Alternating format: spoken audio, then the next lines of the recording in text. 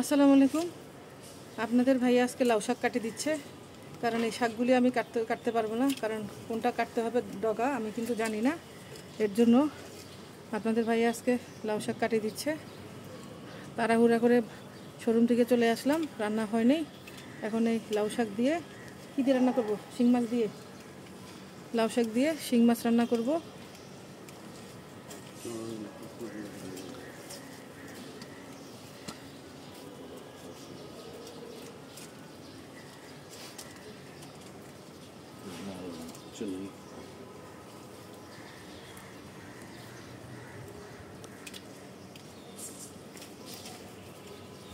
এগুলি হবে না না?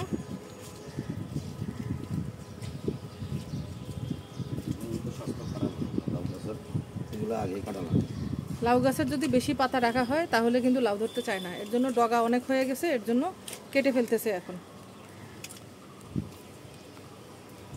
এই মাচাঙে উঠে গেছে অলরেডি, কদিন পরে লাউ ধরা শুরু হবে। এর জন্য এটা যদি না কাটি তাহলে কিন্তু লাউ গাছের স্বাস্থ্য ভালো হবে না, তার মানে লাউ কিন্তু অতটা বেশি ধরবে না, এর জন্য কেটে ফেলা হচ্ছে।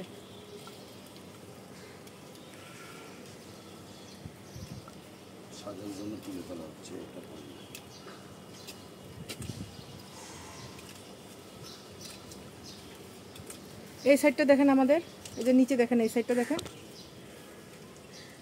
পুদিনা পাতা।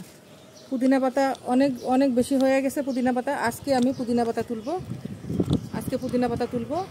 বাসায় আজকে পেঁয়াজি করব, পেঁয়াজি করে পেঁয়াজি আর কাবাব দিয়ে আজকে পুদিনা পাতা আজকে খাবো আমরা। আপনাদের ভাইয়া বলতেছে কাবাব বানানোর জন্য, বিকেলবেলা কাবাব বানানোর জন্য।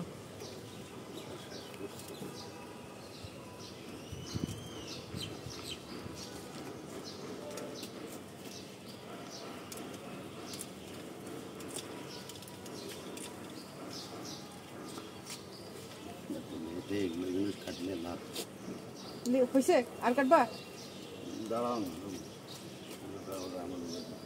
এমন কাজের মহিলার পাল্লায় পড়ছি, আমি না থাকলে কোনো কাজই করতেছে না, বসে থাকে।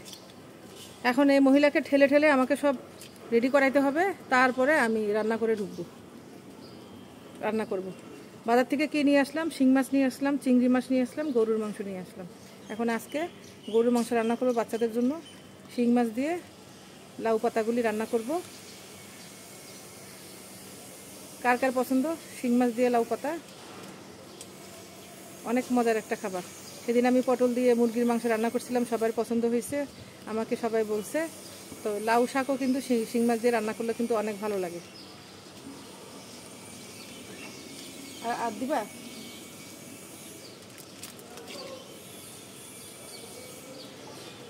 ওই যে ওগুলি বড় হয়ে গেছে না, ওই যে ওগুলি পাতাগুলি। থামো থামো থামো, তাদের ভাইয়া বলতেছে থামো থামো থামো।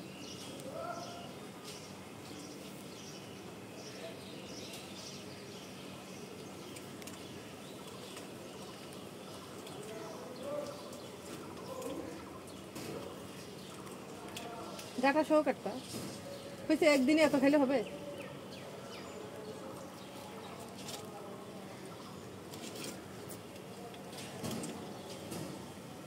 আমার দিকে কিভাবে তাকাইছে দেখছেন?